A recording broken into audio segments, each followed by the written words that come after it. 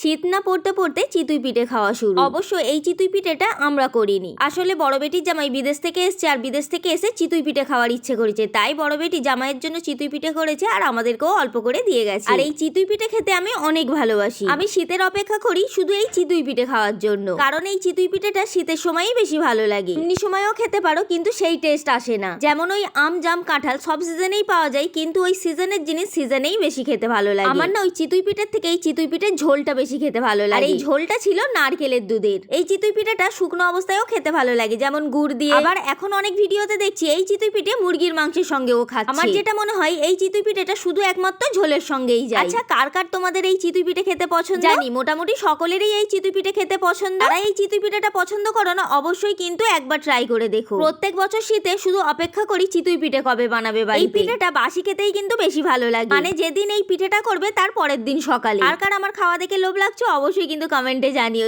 চার টেস্ট